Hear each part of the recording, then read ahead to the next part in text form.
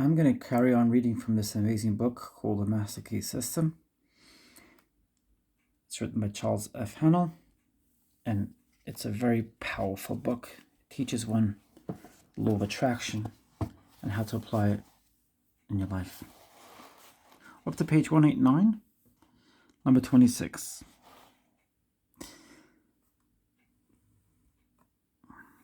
This is not, let me start again. Number 26, quote, "This is not as it should be. The power of mental therapeutics should be the subject of careful, special, and scientific teaching in every medical school. We might pursue the subject of maltreatment or want of treatment further in detail and describe the disastrous results of neglected cases, but the task is an individual one." Number 27. There can be no doubt that few patients are aware how much they can do for themselves. What the patient can do for himself, the forces he can set in motion, are yet unknown. We are inclined to believe that they are far greater than most imagine, and will undoubtedly be used more and more. Mental therapeutics may be directed by the patient himself to calming the mind in excitement, by arousing feelings of joy, hope, faith, and love, by suggesting motives for exertion, by regular mental work, by diverting the thoughts from the malady. Number 28. For your next exercise, concentrate on Tennyson's beautiful lines. "Speak to him, thou, for he hears, and spirit with spirit can meet. Closer is he than breathing, and nearer than hands and feet." Then try to realize that when you do speak to him, you are in touch with omnipotence. Number 29. This realization and recognition of this omnipresent power will quickly destroy any and every form of sickness or suffering and substitute harmony and perfection. Then remember, there are those who seem to think that sickness and suffering are sent by God. If so, every physician, every surgeon, and every Red Cross nurse is defying the will of God, and hospitals and sanatoria are places of rebellion instead of houses of mercy. Of course, this quickly reasons itself into an absurdity, but there are many who still cherish the idea. Number 30.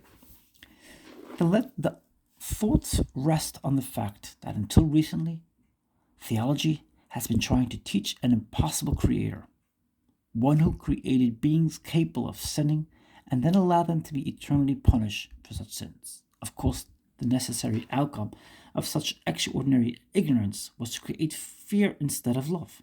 And so after 2,000 years of this kind of propaganda, theology is now busily engaged in apologizing for Christendom. Number 31. You will then the more readily appreciate the ideal man, that man made in the image of and likeness of God, and you will the more readily appreciate the all-originating mind that forms, upholds, sustains, originates, and creates all there is.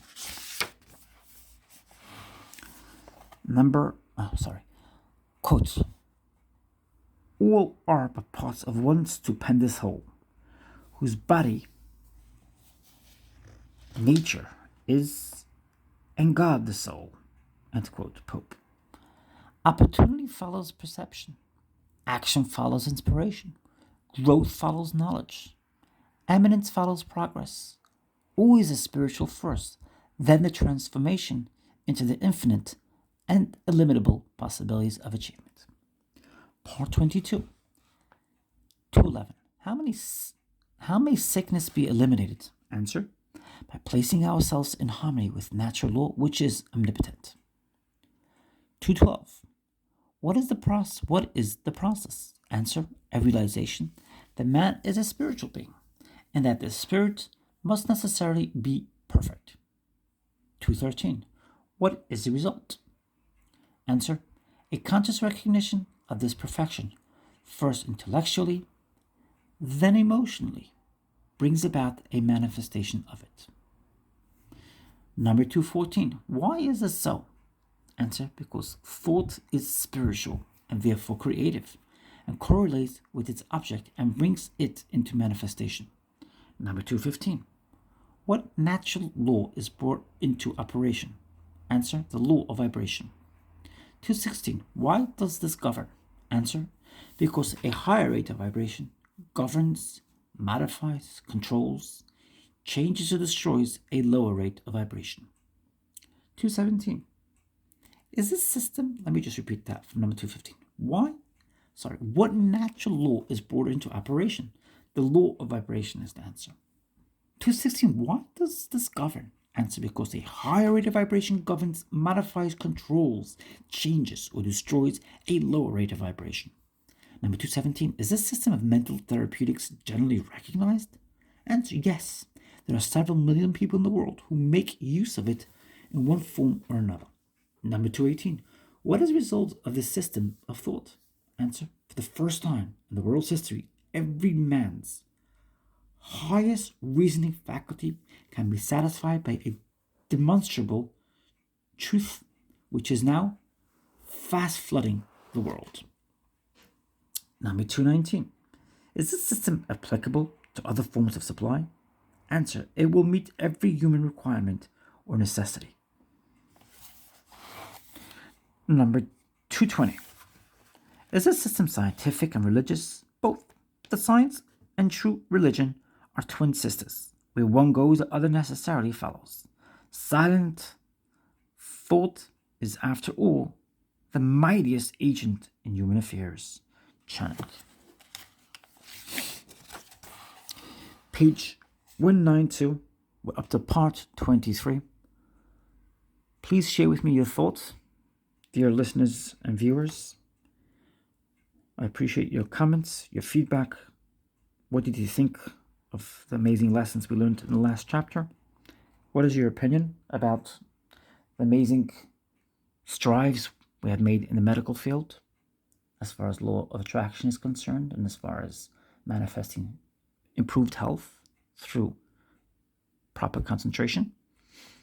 Please let me know your thoughts, your feedback, and if you haven't subscribed yet, please subscribe, and please keep on enjoying this amazing book and keep on shining your beautiful light. You are very important to this beautiful world. Now we're up to part 23. I hope I didn't sound too robotic there. That wasn't my intention, but you get what I mean. We shall continue. Part 23. This part tells of the money consciousness and the power which sets the current in motion, which produces the attractive force which opens the doors to the arteries of commerce. It tells how the current is stopped or completely reversed and turned away from us. It tells how money is woven into the outer fabric of our experience, of our existence, why it engages the best thought of the best minds, how we make money, how to recognize opportunity, how to make a money magnet of yourself, how to get the necessary insight to perceive and utilize opportunities, how to recognize values. It tells how to convert an idea into an outcome, how to make a direct connection with the universal mind, how to secure practical results. In fact, it tells what the only really practical thing is.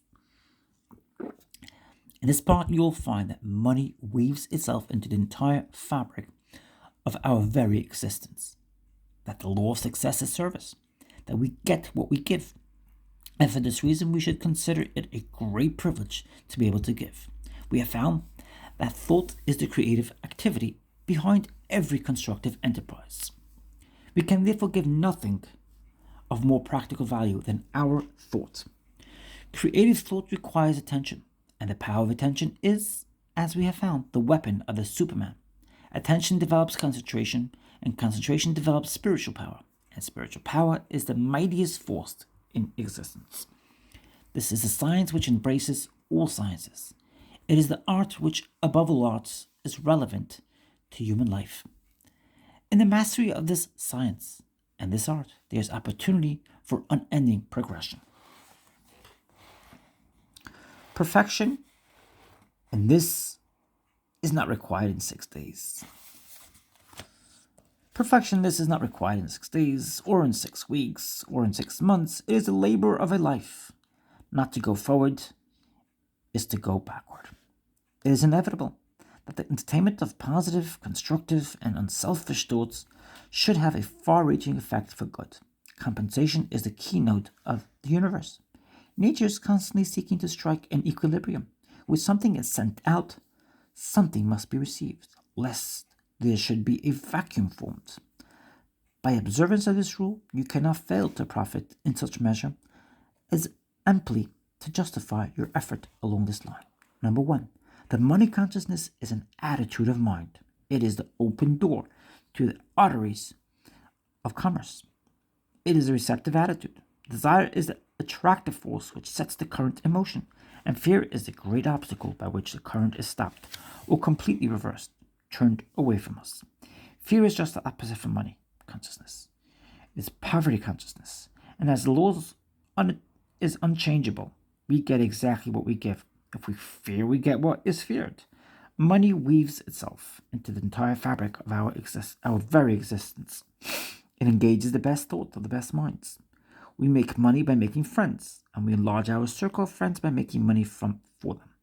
By helping them, by being of service to them, the first law of success then is service. And this in turn is built on integrity and justice. The man who at last is not fear in his intention is simply ignorant. He has missed the fundamental law of all exchange. He is impossible. He will lose surely and certainly. He may not know it. He may think he is winning, but he is doomed to certain defeat.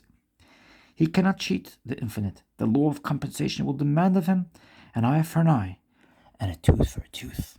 Number 4, the forces of life are volatile. They are composed of our thoughts and ideals, and these in turn are modulated into form.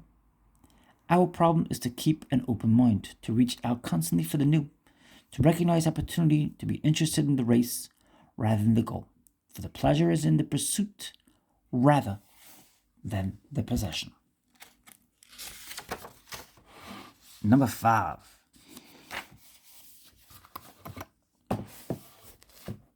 You can make money a magnet of yourself. You can make money a magnet of yourself. But to do so, you must first consider how you can make money for other people. If you have the necessary insight to perceive and utilize opportunities in propitious conditions and recognize values, you can put yourself in position to take advantage of them. But your greatest success will come as you are enabled to assist others. What benefits one must benefit all. A generous thought is filled with strength and vitality. A selfish thought contains the germs of dissolution. It will disintegrate and pass away. Great financiers like Morgan, Rothschild, and others are simply channels for the distribution of wealth. Enormous amounts come and go, but it would be as dangerous to stop the outgo as the income. Both ends must remain open, and so our greatest success will come as we recognize that it is just as essential to give as to get. If we recognize that omnipotent power that is the source of all supply, we will adjust our consciousness to this supply in such a way that it will constantly attract all that is necessary to itself. And we shall find that the more we give, the more we get. Giving in this sense implies service. The banker gives his money, the merchant his goods, the author gives his thought, the workman gives his skill.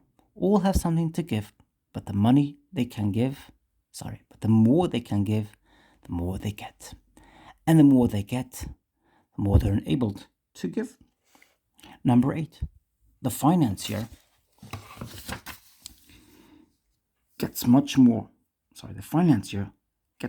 because he gives much. He thinks he is seldom a man that lets anyone else do his thinking for him. He wants to know how results are to be secured. You must show him.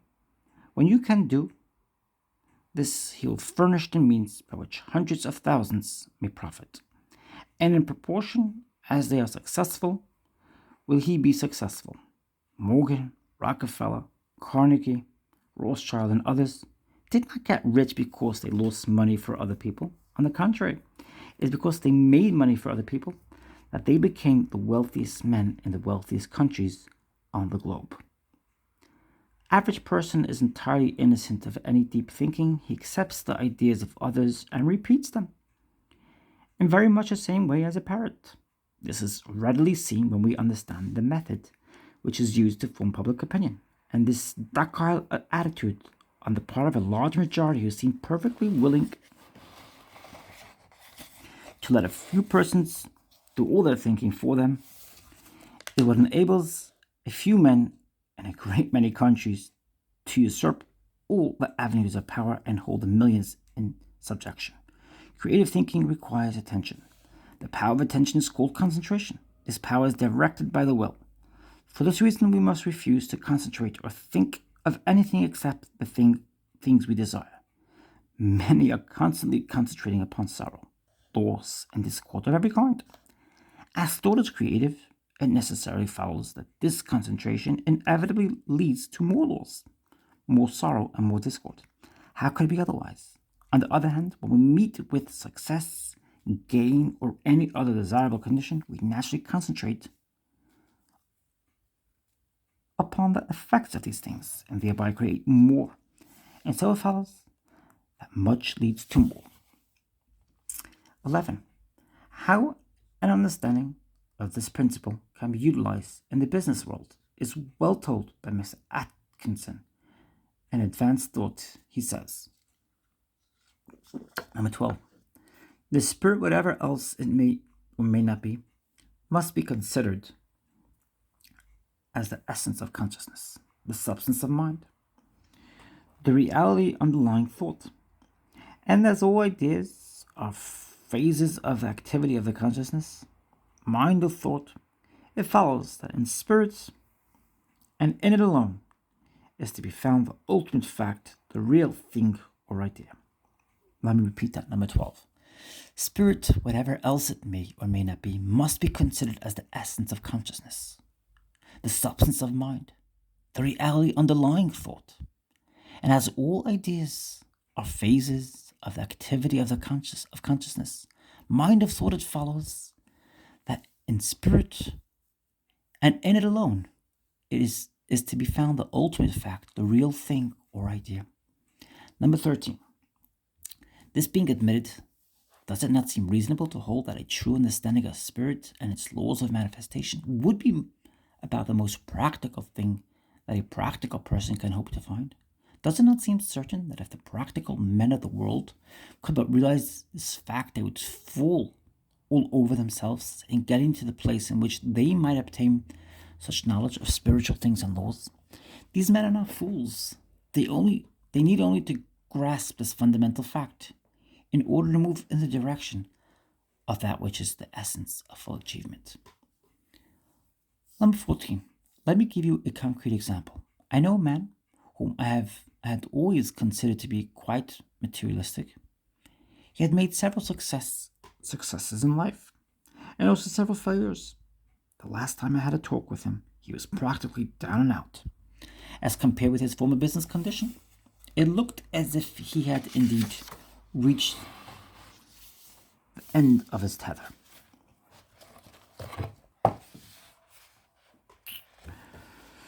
For he was well advanced into the stage of middle age, and new ideas came more slowly and less frequently to him than in former years.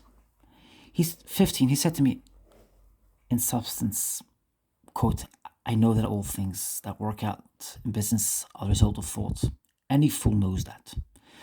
Just now, I seem to be short of thoughts and good ideas.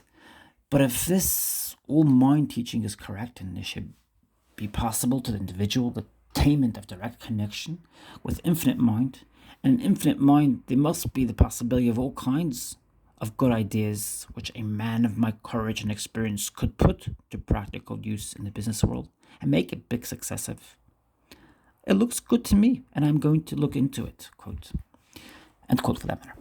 Number 16. This was about 2 years ago. The other day I heard of this man again talking to a friend. I said, what has become of our old friend X? He ever got on his feet again? The friend looked at me in amazement. Why, said he, don't you know about X's great success? He's the big man in the company. He named a concern which has made a phenomenal success during the last 18 months and is now well known by reason of its advertisements from one end of the country to another and also abroad. He is the man who supplied the big idea for that concern. Why, he is about 500,000 to the good and is moving rapidly toward the million mark. All in the space of 18 months. I had not connected this man with the enterprise mentioned, although I knew of the wonderful success of the company in question.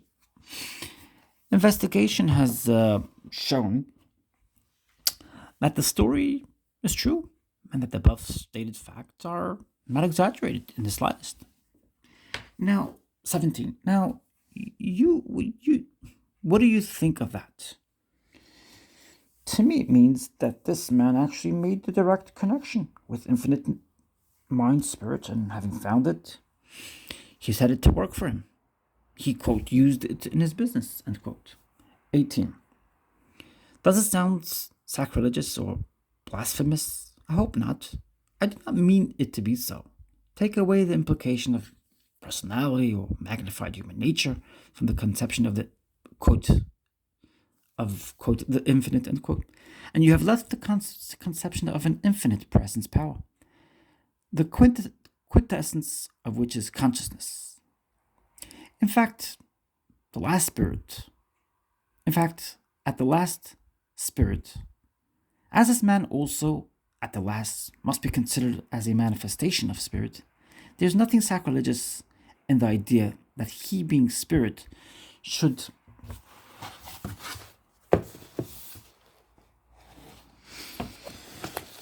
so harmonize himself with its origin and source that he would be able to manifest at least a minor degree of its power.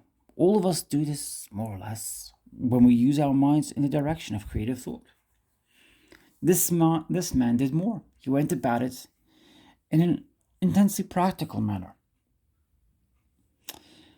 19. I have not consulted him about his method of procedure, though I intend doing so at the first opportunity, for he not only drew upon the infinite supply for the ideas which he needed, and which formed the seed of success, but he also used the creative power of thought in building up for himself an idealistic pattern for that which he hoped to manifest in material form, adding thereto, changing, improving its detail from time to time, proceeding from the general outline to the finished detail.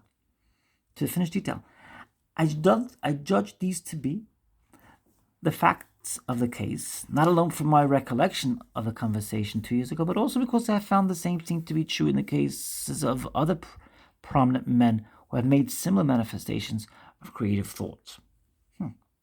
20. Those who may shrink from this idea of employing the infinite power to aid a man in his work in the material world should remember that if the infinite objected in the least to such a procedure, the thing could never happen.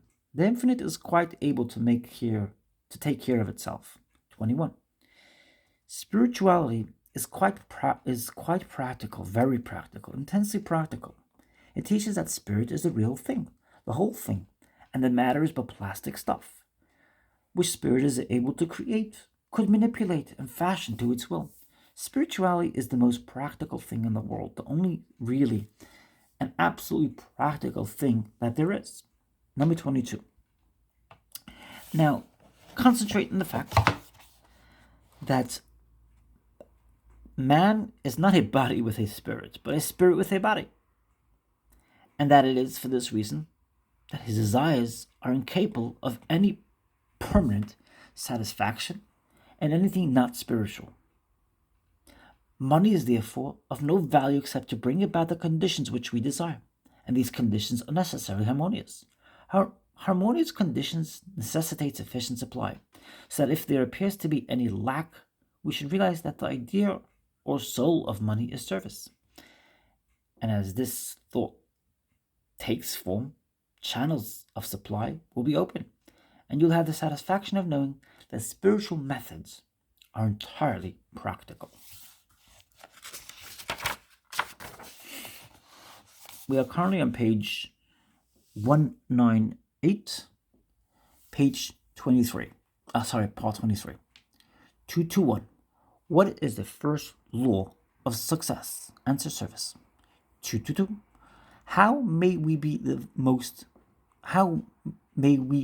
most service? Answer, by having an open mind, by being interested in the race rather than the goal, in the pursuit rather than possession. 223. What is the result of a selfish thought? It contains the germs of disillusion. 224. How will our greatest success be achieved? By a recognition of the fact that it is just as essential to give as to receive. 225. Why do great organizers meet with great success? Because they do their own thinking. 226. Why do the great majority in every country remain the docile and apparently willing tools of the few? Because they let the few do all the thinking for them. 227. What is the effect of concentrating upon sorrow and loss? More sorrow and more loss. 228. What is the effect of concentrating upon gain? More gain. 229. Is this principle used in the business world? It is the only principle which is ever used or ever could be used. There is no other principle. The fact that it may be used unconsciously does not alter or change the situation. 230. What is the practical result of this principle? Success, which is an effect, not a cause. If we wish to secure any effect, we must ascertain the cause, or idea, or thought by which the effect is created.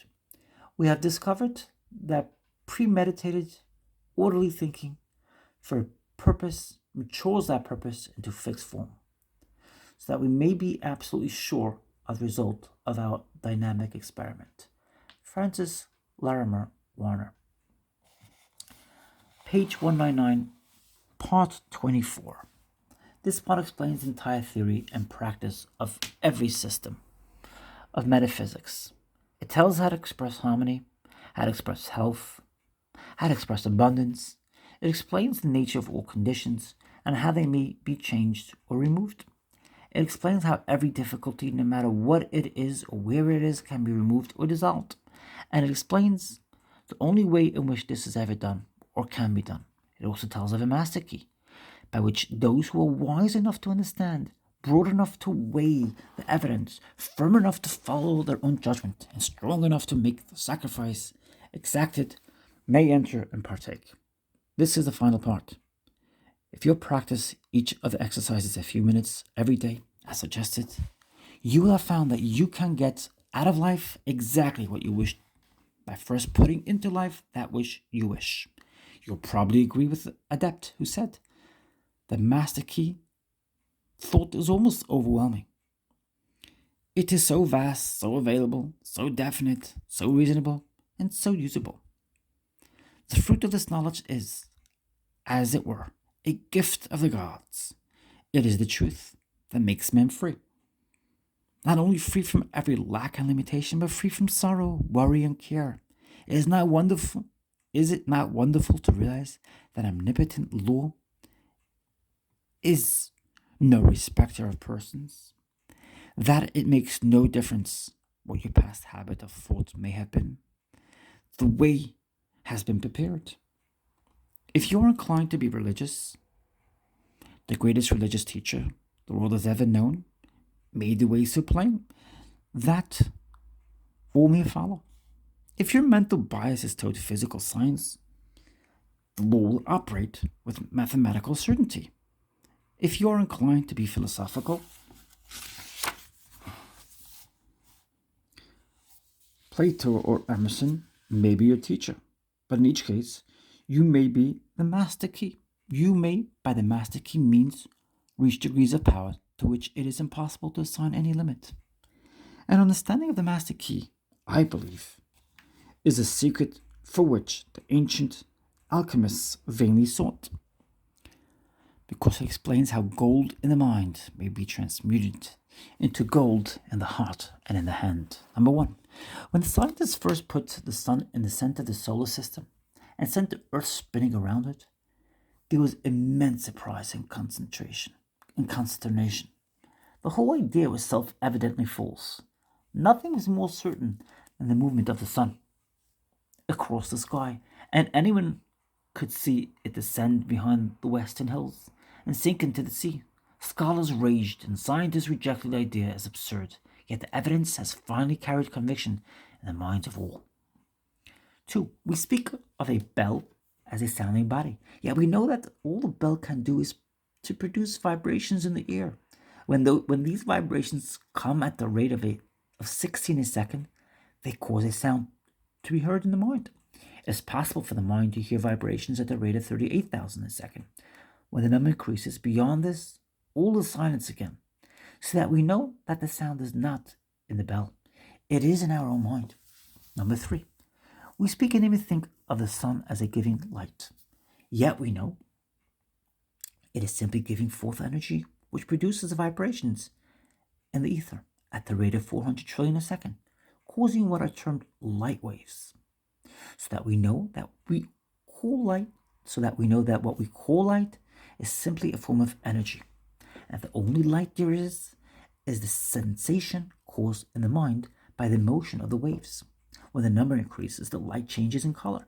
Each change in color being caused by shorter and more rapid vibrations, so that although we speak of the rose as being red, the grass as being green, or the sky as being blue, we know that the colors exist only in our minds, and are the sensations experienced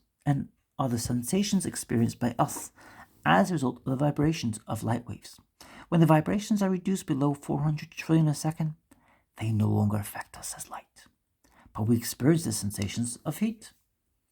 It is evident, therefore, that we cannot depend upon the evidence of the senses for our information concerning the realities of things. If we did, we should believe that the sun moved, that the world was flat instead of round.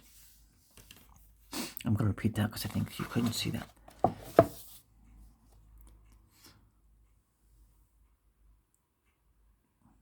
It is evident, therefore, that we cannot depend upon the evidence of the senses of our information concerning the realities of things.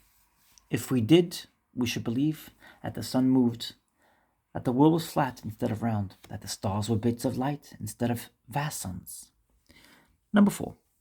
The whole range, then, of the theory and practice of any system of metaphysics consists in knowing the truth concerning yourself and the world in which you live, in knowing that in order to express harmony, you must think harmony.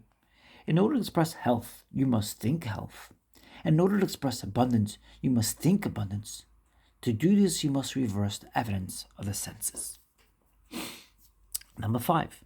When you come to know that every form of disease, sickness, lack, and limitation are simply the result of wrong thinking, you will have come to know the truth, which shall make you free. You will see how mountains may be removed if these mountains consist of only of doubt, fear, distrust, or other forms of discouragement.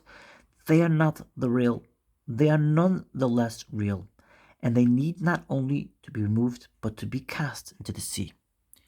Your real work consists in convincing yourself of the truth of the statement. When you have succeeded in doing this, you have no difficulty in thinking the truth. And as has been shown, the truth contains a vital principle and will manifest itself. 7. Those who heal diseases by mental methods have come to know this truth. They demonstrate it in their lives and the lives of others daily. They know that life, health, and abundance are omnipresent, filling all space, and they know that those who allow disease or lack of any kind to manifest have as yet not come into an understanding of this great law. 8. All conditions are full creations and therefore entirely mental. Disease and lack are simply mental conditions in which the person fails to perceive the truth. As soon as the error is removed, the condition is removed. 9. The method for removing this error is to go into the silence and know the truth. As all mind is one mind, You can do this for yourself or anyone else. If you have learned to form mental images of the conditions desired, this will be the easiest and quickest way to secure results. If not, results can be accomplished by argument, by the process of convincing yourself absolutely of the truth of your statement.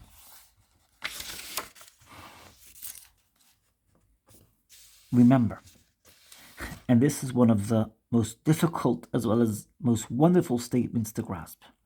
Remember that no matter what the difficulty is, no matter where it is, no matter who is affected, you have no, I have to repeat that because this has to be said right. Number 10, remember, and this is one of the most difficult as well as most wonderful statements to grasp. Remember that no matter what the difficulty is, no matter where it is, no matter who is affected, you have no patient but yourself. You have nothing to do but to convince yourself of the truth which you desire to see manifested. Number 11, this is an exact scientific statement in accordance with every system of metaphysics and existence, and no permanent results are ever secured in any other way. Number 12, every form of concentration, forming mental images, argument, and autosuggestion are all simply methods by which you aren't able to realize the truth. Number 13, if you desire to help someone, to destroy some form of lack, limitation, or error, the correct method is not to think of the person whom you wish to help. The intention to help him is entirely sufficient, as this puts you in mental touch with this person. Then drive out of your own mind any belief of lack, limitation, disease, danger, difficulty, or whatever the trouble might be. As soon as you have succeeded in doing this, the result will have been accomplished and the person will be free. I'm going to repeat number 13 because it's vital. If you desire to help someone, to destroy some form of lack, limitation, or error, the correct method is not to think of the person whom you wish to help. The intention to help him is entirely sufficient, as this puts you in mental touch with the person. Then drive out of your mind any belief of lack, limitation, disease, danger, difficulty, or whatever the trouble might be. As soon as you have succeeded in doing this, the result will have been accomplished, and the person will be free. Number 14. But remember that thought is creative, and consequently, every time you allow your thought to rest on any inharmonious condition, you must realize that such conditions are apparently only, I'm going to repeat that.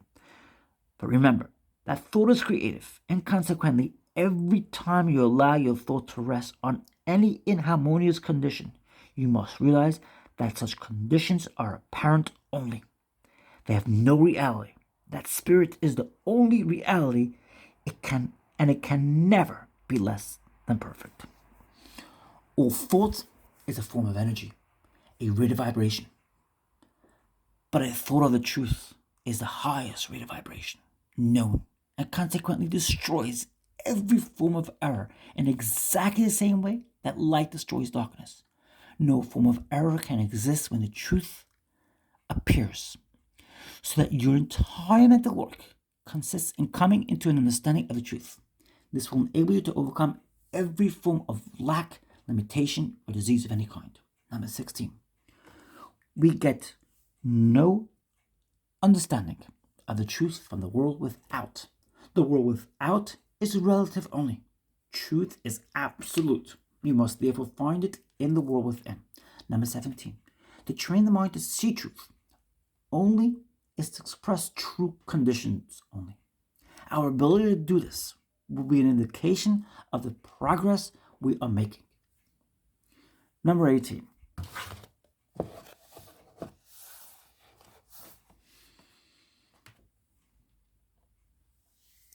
The absolute truth is that the I is perfect and complete. The real I is spiritual and can therefore never be less than perfect. It can never have any lack, limitation, or disease. The flash of genius does not have origin in the molecular motion of the brain.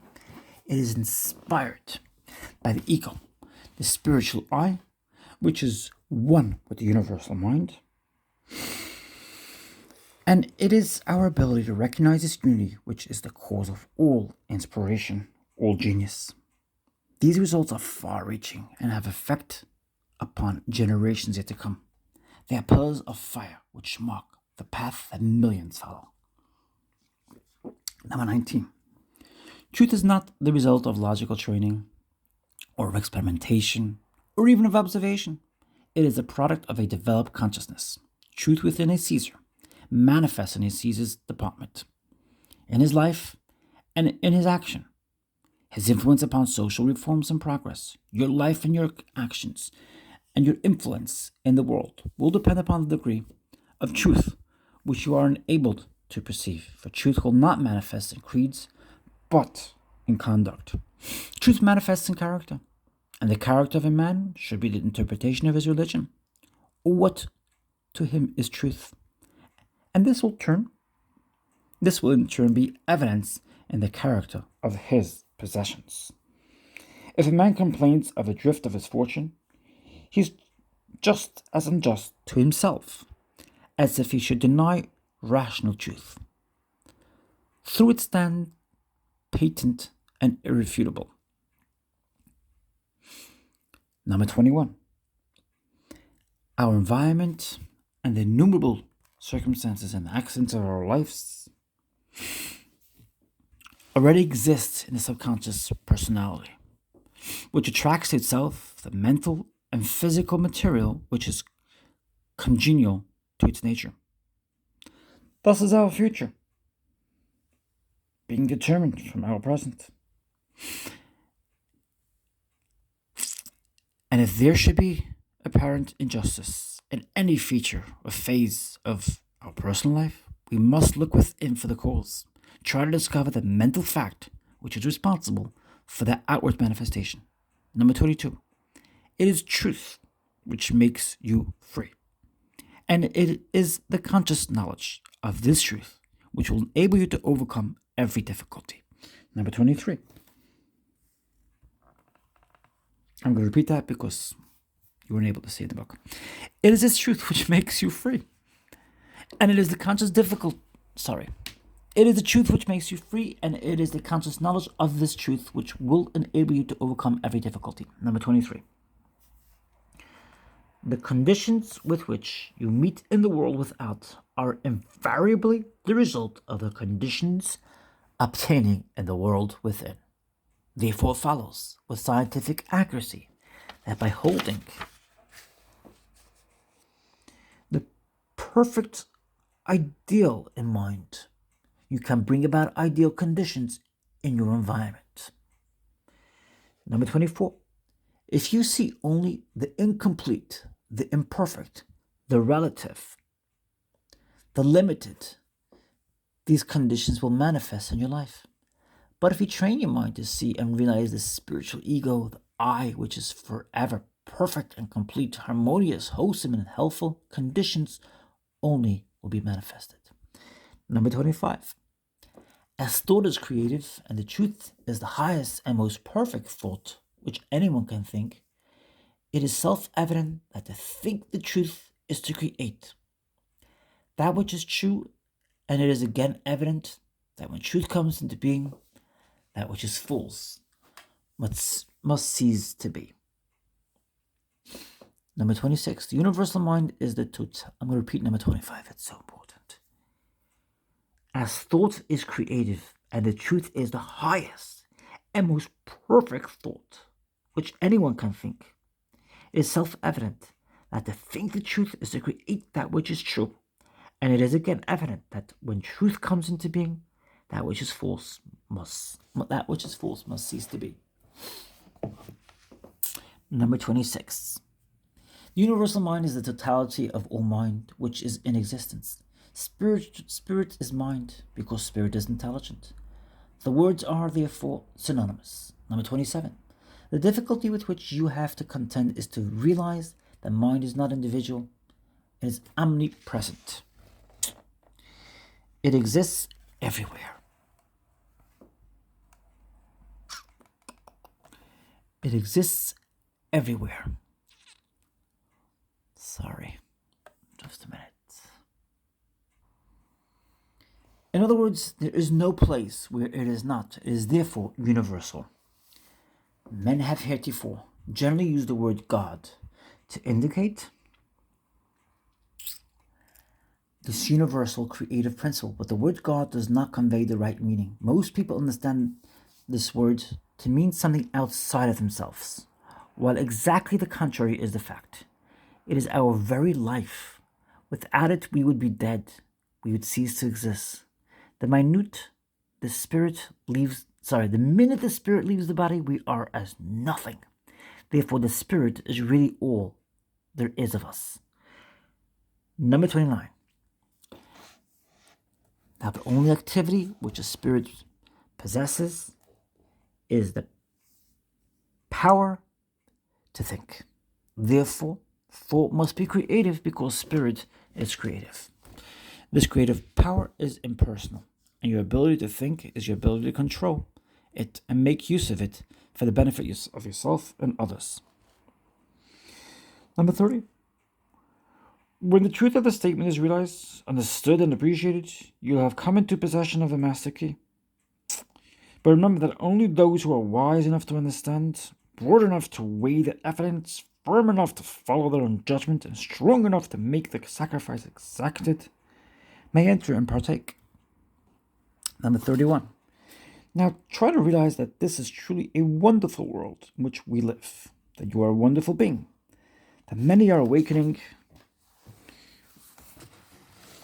to a knowledge of the truth.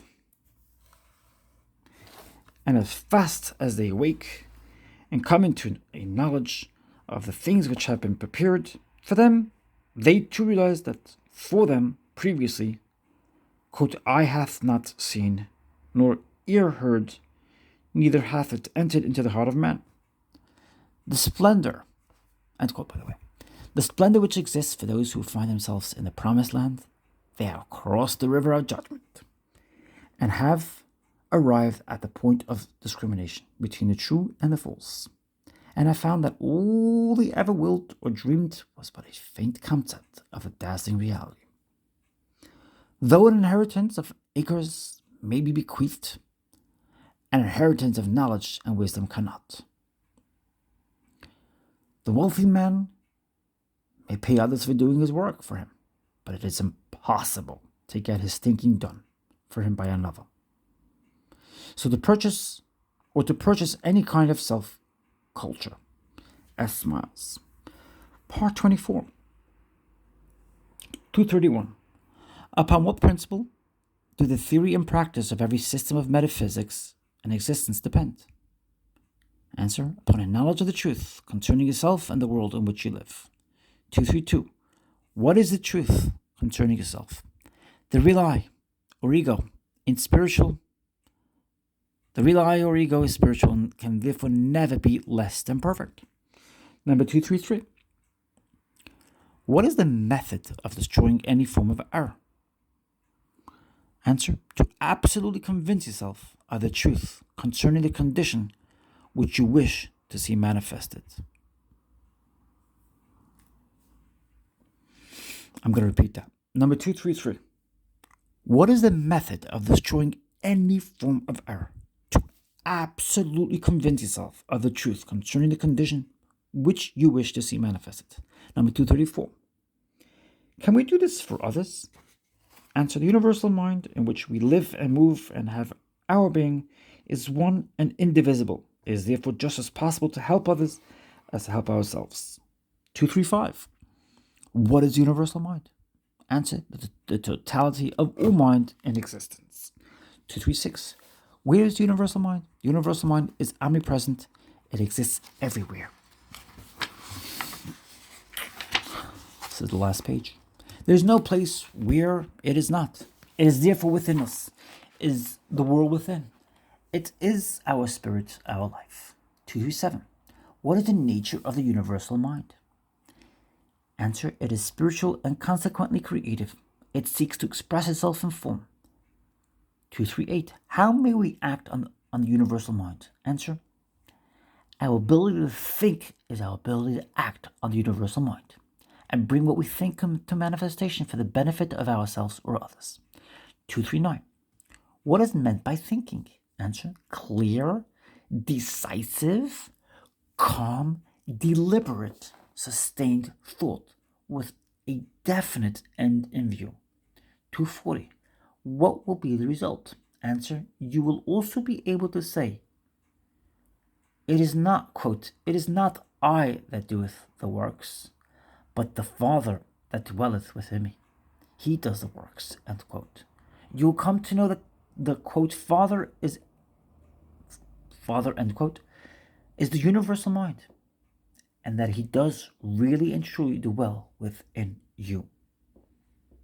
In other words, you'll come to know that the wonderful promises made in the Bible are fact, not fiction, and can be demonstrated by anyone having sufficient understanding.